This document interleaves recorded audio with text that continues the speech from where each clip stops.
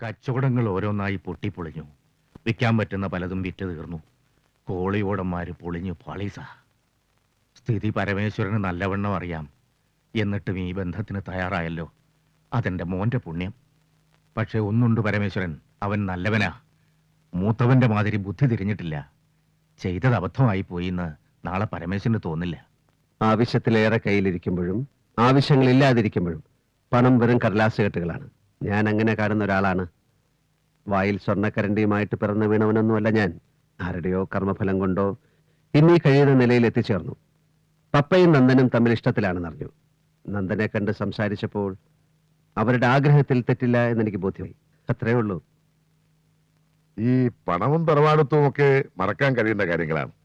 അവർ രണ്ടുപേരും മത്സരിച്ച് ചെലവഴിച്ചാൽ പോലും തീർക്കാൻ ബുദ്ധിമുട്ടുള്ളത്ര പരമേശ്വരന്റെ കയ്യിലുണ്ട്. അറിയാം, ശരിക്കറിയാം. പക്ഷെ അവനൊരു ജോലി ഉണ്ടാവുക, അതിൽ നിന്ന് 10 രൂപ അവൻ സമ്പാദിക്കുക, എന്നിട്ട് ഭാര്യയെ പോറ്റുക. എന്റേത് ഒരു പഴയ മനസ്സാ. അങ്ങനൊരു സാഹചര്യം ഇന്നില്ലല്ലോ എന്നുള്ള മനപ്രയാസമുണ്ട്. ആകെയുള്ള വഴി ആ ഹോട്ടൽ തുറക്കാൻ പറ്റിയാൽ അവനത് നോക്കി നടത്തായിരുന്നു. പക്ഷെ എന്താ ചെയ്യാ? ഈ ലേബർ പ്രോബ്ലംസ് യൂണിയൻ ലീഡേഴ്സിനെ പിടിച്ച് നേരെയാക്കിയെടുത്തൂടെ? അതുകൊണ്ടും കാര്യമില്ലല്ലോ. അതിന്റെ ഡോക്യുമെന്റ്സ് മുഴുവൻ പാടൂക്കാരൻ കുഞ്ഞിപ്പാലുവിന്റെ കയ്യിലല്ലേ. പലിശയും പലിശയ്ക്ക് ചേർന്ന് എത്ര ലക്ഷങ്ങളായി എന്ന് എനിക്കറിയില്ല. കുഞ്ഞിപ്പാലു കണ്ണി ചോരയില്ലാത്തവനാ. ഒരു കോംപ്രമൈസിനും നിൽക്കില്ല. അയാൾക്കത് സ്വന്തമാക്കണം. അയാൾ ഈ പട്ടണം ഒരറ്റം മുതൽ വിഴുങ്ങിക്കൊണ്ടിരിക്കുകയല്ലേ. അല്ല, ലേബർ പ്രോബ്ലംസ് കുഴപ്പമില്ല. യൂണിയൻ നേതാക്കൾ വിപ്ലവം പറയും, നമ്മൾ നോട്ട് കെട്ടുകളുടെ കണക്ക് പറയും. അതൊരു പോയിന്റിൽ ധാരണയിലെത്തും. പിന്നെ കുഞ്ഞിപ്പാലു നമുക്കയാലൊന്ന് കാണണമല്ലോ സ്വാമി. അത് ഞാൻ ഇതിലേ കേട്ടു, ഇതിലേ വിട്ടു. പോട്ടെ പോട്ടെ പോട്ടെ, നടക്കില്ല പരമേശ്വര, നടക്കില്ല. കോളിയോടന്മാരുടെ ഹോട്ടൽ തുറക്കണമെങ്കിൽ കുഞ്ഞിപ്പാല് വിചാരിക്കണം, പക്ഷെ വിചാരിക്കില്ല. ആ ഡോക്യുമെന്റ്സ് തിരിച്ചു കൊടുത്താൽ നിങ്ങൾക്ക് കിട്ടാനുള്ളതിൽ ഒരു ഇൻസ്റ്റാൾമെന്റ് പണം വാങ്ങിയ ശേഷം മാത്രം മതി. അവരത് തുറക്കും. പിന്നെ 4ഓ 5ഓ തവണകളായിട്ട് അവരാ പണം തിരിച്ചടയ്ക്കും. വേണ്ട, 4-5 തവണ വേണ്ട, ഒറ്റ പേയ്മെന്റിനുണ്ടോന്ന് ചോദിക്കേ. കിട്ടാനുള്ളത് കഴിച്ച് ഒരു വിലയിട്ട് ഞാൻ അങ്ങോട്ട് കൊടുക്കാം. നിങ്ങളൊന്ന് ആലോചിക്കേ. ഞാൻ നാളെ വരാം. ഇനി ഈ കാര്യം ഞാൻ ആലോചിക്കണില്ല.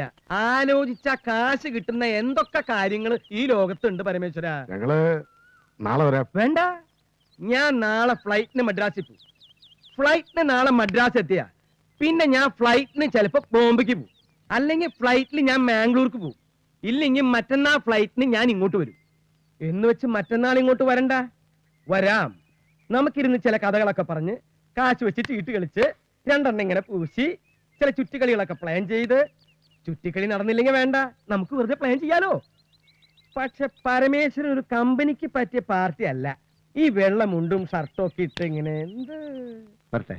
പരമേശ്വരൻ പോവാണോ?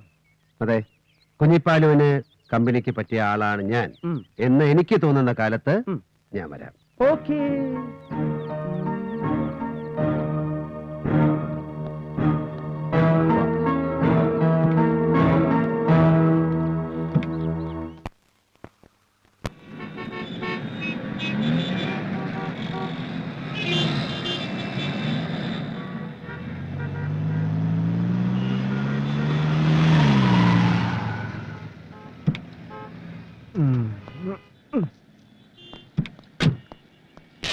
അയ്യോ, ക്ലീൻ കരോ. എന്നെ രക്ഷിക്കാൻ വേറൊരാളില്ല ഭായി. ഇന്ന് ഇറാനിയെ കണ്ടില്ലെങ്കിൽ ഞാൻ ബോംബെക്ക് വരുമായിരുന്നു. ഈ ലങ്ക ഷെട്ടി എന്ന് പറഞ്ഞ തെണ്ടി. കുഞ്ഞിപ്പാലു. ഹായ് നന്ദകുമാർ. വാട്ട്? ലങ്ക ഷെട്ടി. ആര് പറഞ്ഞു? ഞാൻ പറഞ്ഞു. ഞാൻ ജഗൻ ഭായിയോട് പറഞ്ഞ് എല്ലാം ക്ലിയർ ചെയ്തതാണ്. സബ് കുച്ച് സെറ്റിൽഡ് ആയിട്ടില്ല. ഞാൻ Madras. Anyway I am coming. Okay ഇൻഷാല്ലാ. ചില്ലറ കോളാണെങ്കിലും ഞാൻ വിട്ടുകളയും. ഇത് എന്റെ ഇറാനി 25 കിലോ ഗോൾഡാ. ഗോൾഡിന് പഴയ ഗുണമൊന്നുമില്ല, എന്നാലും. ഇറാനി ஐயா இருக்கா?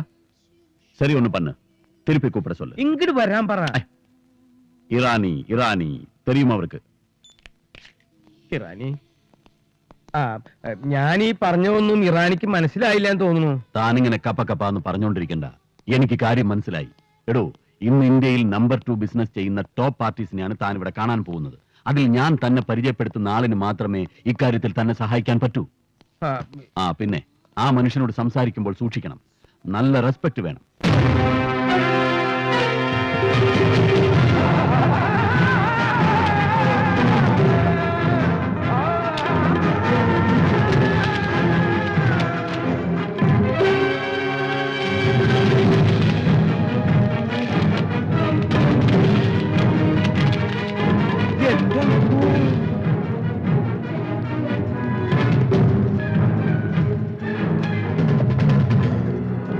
സലാം ഉസ്താദ്. റാണി കൈസേ ബേട്ടാ? Fine, happy. Very good. Parameswaran, Parameswara, അല്ല ഇതെന്ത് വേഷം? ആളാകെ മാറിയില്ലോ.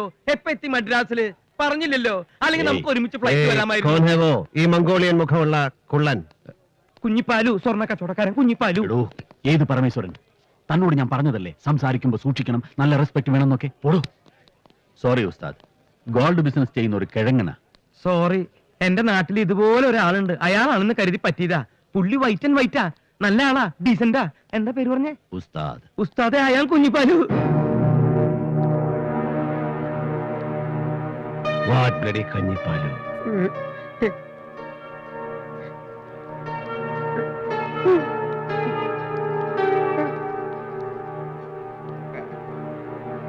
ഉസ്താദ്.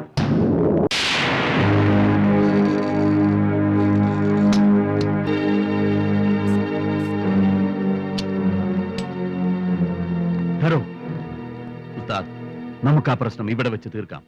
യൂസഫ് ബായി അതിനാണ് വന്നത്. എനിക്ക് ഇവനുമായി തീർക്കാനുള്ള പ്രശ്നങ്ങളൊന്നുമില്ല. ഇവന് കാണുമായിരിക്കും. 2 പയ്യന്മാരെ തൂക്കം കൊടുത്ത് അയച്ചിരുന്നു അല്ലേ? നമുക്ക് അങ്ങനെ തീർക്കണമെങ്കിൽ അങ്ങനെ തീർക്കാം.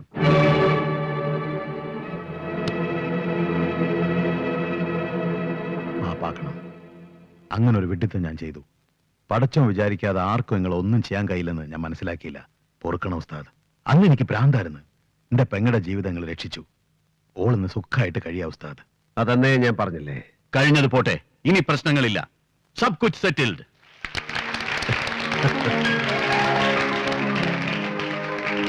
എന്റെ ഒരു പ്രശ്നം കൂടി ഒന്ന് സെറ്റ് ചെയ്ത് തരണം ഭായിമാരെ. എന്തായതാണ് ഈ കിഴങ്ങന്റെ പ്രശ്നം? ഞാൻ പറയാം. എന്റെ 25 കിലോ ഗോൾഡ് മംഗലാപുരത്ത് പിടിച്ചു വെച്ചിരിക്കുക. അതൊന്ന് റിലീസ് ചെയ്ത് തരണം. ആര് പിടിച്ചു വെച്ചു? ലങ്കേഷ് ഷെട്ടി. ഉസ്താദ്, ലങ്കേഷ് ഷെട്ടി ആരാന്നറിയോ? നോ. ഇവന്റെ ആളാണ്. ഹലോ, അതൊന്ന് ഡീൽ ചെയ്യൂ യൂസഫ്. ഷുവർ, ഞാൻ എന്ത് വേണമെങ്കിലും തരാം. ഫീസ് ഞാൻ വാങ്ങും. പക്ഷെ ഇതിനില്ല. കാരണം എന്റെ ഉസ്താദ് ഞാൻ കോംപ്രമൈസ് ആയ ദിവസമാണിന്ന്. So this is free service. Okay Yusuf, ഞാൻ പോകുന്നു. Okay. ഈ രാത്രി തീർക്കേണ്ട കുറെ ജോലികളുണ്ട്. ഒരു സത്യം പറഞ്ഞിട്ട് പോവോ? രണ്ടും ഒന്നല്ലേ? അതും ഇതും ഒന്നല്ലേ? ഇതും അതും ഒന്നല്ലേ? അതും ഇതും ഒന്നല്ലേ? കോളിയോടന്മാരുടെ ഡോക്യുമെന്റ് അത് വിട്ടുകൊടുത്തു.